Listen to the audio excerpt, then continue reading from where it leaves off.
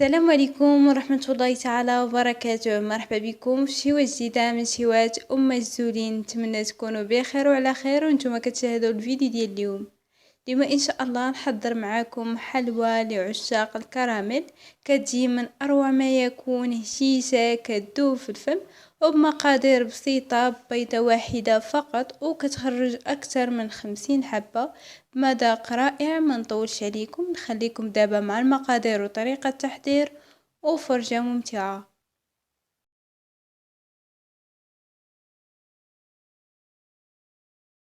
بسم الله على بركة الله. غناخد واحد القصرية غنوضع فيها 3 المعالق كبار من الزبدة. انا هنا استعمل الزبدة ديال البوطة، وهنايا الزبدة باش كتساعدنا في التطريب ضروري انها تكون بدرجة حرارة المطبخ.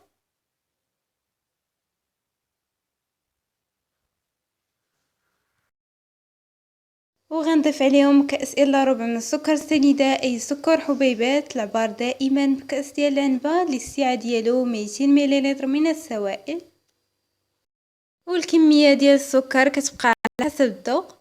وكما قلت لكم اخواتي، الزبده ضروري تكون بدرجه حراره المطبخ، لانه الزبده الا كانت عندكم في الثلاجه ومباشره خدمتوا بها راه ما غتساعدكمش في التطريب وغتاخذ لكم وقت. هنايا كنخدم مزيان هذيك الزبده مع السكر بهذه الطريقه هذه. ومن بعد ما دخلت السكر في الزبده ودابوا لي الحبيبات ديال السكر، غنضيف ليهم هنايا بيضه واحده. وبالنسبه للبيض ضروري دائما في الحلويات يكون بدرجه حراره المطبخ باش هكا ينجحوا معنا الحلويات. كنخدم المكونات ديالي كاملين مع بعضياتهم مزيان بهذه الطريقه هذه حتى كتندمج ليا هذيك الحبه ديال البيض مع المكونات ديالي.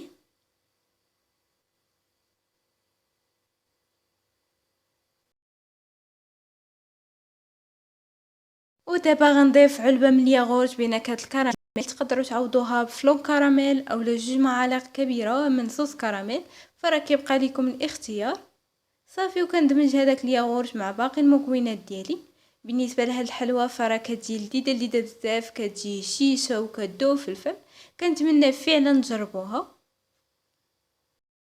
غنضيف ليه هنايا نصف كأس من الزيت، زيت نباتي، وكنخدم الزيت مع باقي المكونات مزيان حتى يوليو ليا هكا على شكل بوماد. وهنايا دائما الدقيق بقاو تضيفوه بشويه بشويه، لان النوعيه ديال الدقيق اللي استعملته والنوعيه ديال الزبده وايضا حجم البيضه هو اللي كيتحكم في الكميه ديال الدقيق اللي غندخلو في هذا العجين. هنايا كنضيف الدقيق ديالي وكنحاول ندخلو بهذه الطريقه هذه في العجين ديالي، ما كنحاولش ندلك غير كنجمع. بالنسبه لي اخواتي دخلت في هذا الخليط كامل 5 كؤوس ونصف من الدقيق الابيض، ولكن كما قلت لكم ما تضيفوش الكميه ديالكم كامله دفعه واحده، بقاو تضيفوها بالتدريج، لانه كاين الدقيق اللي كتشرب السوائل وكاين الدقيق اللي ما كيتشرب السوائل. هنايا الكاس السادس هادشي اللي تبقى ليا منه، يعني في المجموع كما قلت لكم وضعت 5 كؤوس ونصف من الدقيق الابيض.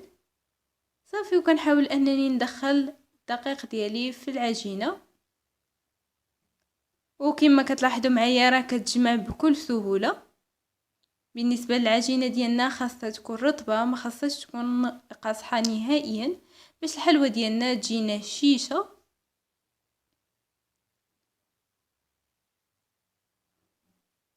صافي، ومن بعد غنضيف نصف كيس من خميره الحلويات ما يعادل 4 غرام. ما كنضيفش الكيس كامل، كنضيف غير نصف كيس باش هكا ما يتبدلش ليا الشكل ديال الحلوه ديالي ملي كندخلها للفرن. كنمشي الخميره في الخليط ديالي كامل حتى ما يتبقاوش ليا التكتلات في شي بلاصه. وغنبدا نضيف الدقيق ديالي بالتدريج حتى كنتحصل على واحد العجينه اللي كتكون لينه. هنايا في الاول ضفت 3 كيسان من الدقيق الابيض. دائما الكأس اللي كتعبروا به المكون الاول هو اللي كتستمروا تعبروا به جميع المكونات، ماشي بالضروره كأس ديال العنبه. هنايا كنضيف الدقيق ديالي وكنحاول انني ندخلوه في الخليط. انا خديت هاد الطابع، تقدروا تستعملوا اي طابع متوفر عندكم. وغناخد كويره وغنضغط عليها مزيان حتى كتاخد ليا الشكل ديال الطابع. صافي، وغادي نخرجها. كنحاول انني نعاون باليد ديالي باش كتحيد بكل سهوله. وهذا هو الشكل ديال الحلوى ديالي، كتكون رائعه جدا.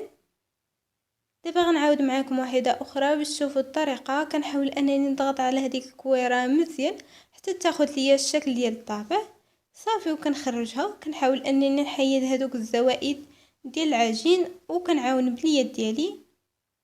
كما كتلاحظوا معايا كتجي رائعه في الشكل ديالها. كنستمر بنفس الطريقه. كما كتلاحظوا معايا الطريقه جد سهله وسريعه، والحلوى ديالي كتجي رائعه جدا. كنستمر بنفس الطريقه حتى نكمل ونرجع معكم. هذا هو القوام ديال العجين ديالنا كيكون رطب. دابا غنبدا نشكل العجينه ديالي الكويرات اللي يكونوا متساويين في الحجم ديالهم. كنديرهم هكا كويرات اللي يكونوا صغار، ما تكبروهمش بزاف. المهم على حسب الطابع اللي غتستعملوا، وكذلك على حسب السمك اللي بغيتو. لا بغيتو الحلوى ديالكم تجيكم غليظه على هكا فديروا كويرات اللي هما كبار. من بعد ما كملت الشكل ديال الحلوى ديالي وضعتها في الصفيحه ديال الفرن اللي سبق ليا دهنتها بالزيت. تقدروا ايضا تفرشوا ليها ورق الزبده صافي، وغندخلها للفرن اللي يكون مسخن مزيان من قبل. كنقص عليه النار وكنخليوهم حتى كيطيبوا على خاطرهم من الاسفل، عاده كنشعلوا عليهم من الاعلى. غير كتاخذ ليا هاد اللون الذهبي صافي، وكنخرجها. كما كتلاحظوا معايا الحلوى ديالي كتجي رائعه جدا، وكتحافظ ليا على الشكل ديالها كما كتلاحظوا معايا، لاننا وضعنا فيها غير كميه قليله ديال خميره الحلويات، ما كنوضعوش الكيس كامل. كما كتشوفوا معايا كتجي رائعه جدا، كتجي لذيذه بزاف. دابا غنمروا باش نزينوها. بالنسبه ليا غنزين الحلوى ديالي بنيسلي كراميل. كنملأ هذاك الفراغ اللي كاين في الوسط بهذه الطريقه هذه. وبالنسبه للنيسلي كراميل تقدروا تحضروه في المنزل، كما ممكن تشروه الجاهز. انا حضرته في المنزل. وتقدروا تزينوا الحلوى ديالكم بالشوكولا السوداء او الشوكولا البيضاء، فراه كيبقى لكم الاختيار. كما كتلاحظوا معايا الحلوى ديالي كتجي راقيه في المنظر ديالها، وكتجي لذيذه بزاف في المذاق ديالها. كتجي هشيشه وكتذوب في الفم. وكما لاحظتوا معايا المقادير جد بساطين. ومن بعد ما عمرت الحلوى ديالي كامله بنيسلي كراميل، دابا غنزينها بهاد العقيقات. كما كتلاحظوا معايا الا ما كانوش متوفرين عندكم ممكن تستغناو عليهم، غير هما كيزيدوا جماليه الحلوى ديالنا. كنتمنى فعلا تجربوا هاد الوصفه، وانا متاكده ان شاء الله لا جربتوها غتنال الاعجاب ديالكم. لا كنتو اول مره كتشاهدوا القناه ديالي فمرحبا بكم والف مرحبا. اشتركوا في القناه وفعلوا زر الجرس باش دائما توصلوا بجديد الوصفات. غنستمر بنفس الطريقه حتى نكمل. وهذا هو الشكل النهائي ديال الحلوى ديالنا من بعد ما زيناها كامله. كما كتلاحظوا معايا كتجي رائعه، كتجي راقيه في المنظر ديالها، وكتجي لذيذه بزاف في المذاق ديالها وهشيشه وكتذوب في الفم. ولا عجبتكم الوصفه ديال اليوم ما تنساونيش من لايكاتكم وتعليقاتكم اللي كتشجعني بزاف. السلام عليكم، الى الوصفه القادمه ان شاء الله.